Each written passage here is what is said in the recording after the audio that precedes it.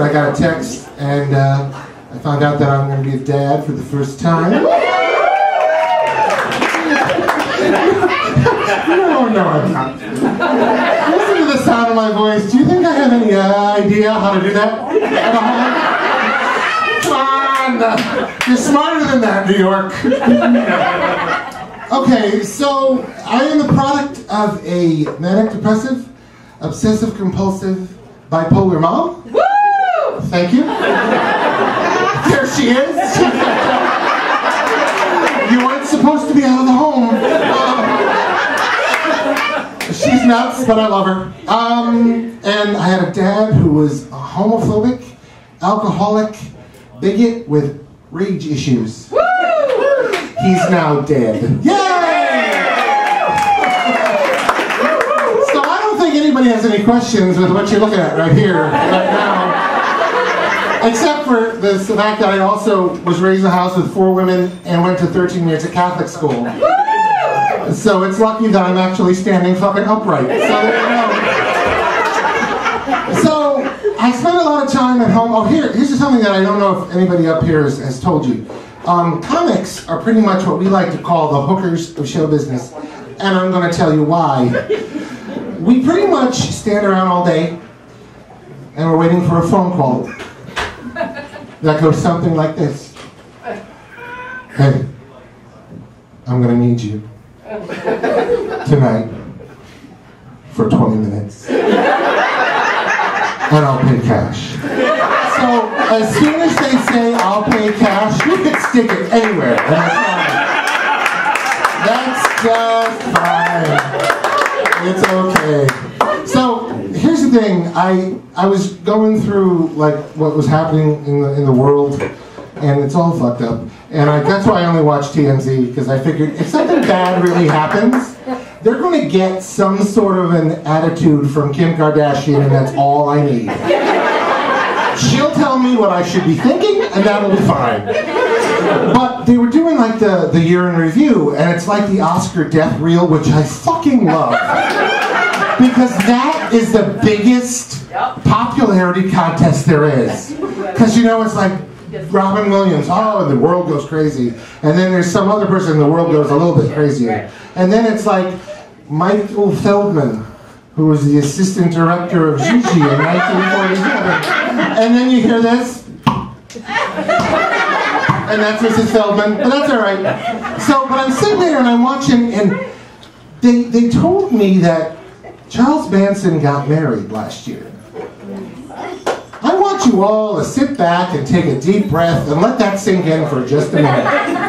Because I want to know what happened in your dating life that you think, well, at least there's Manson. Now, granted, his wife's a fucking living Looney Tune, but still, he found someone, which is nice.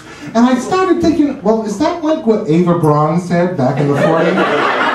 Where she goes, I was going to go out with Fritz, but he smells like beer. And I was going to go with Ivan, but he wears lederhosen. I think I'm going to go with Adolf.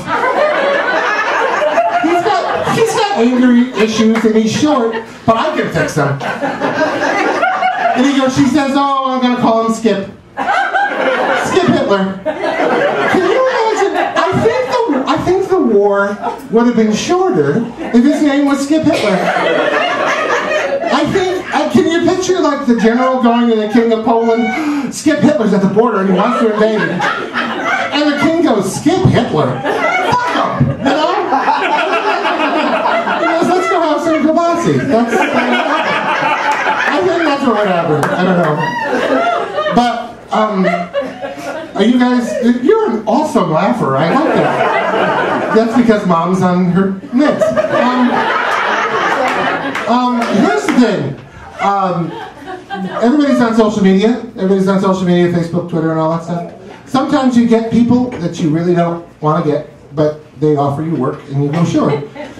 So I get this email from a friend of mine, or was a friend of mine, from high school, and he says, listen, I got a private party, and I'll pay cash. I'm in the car.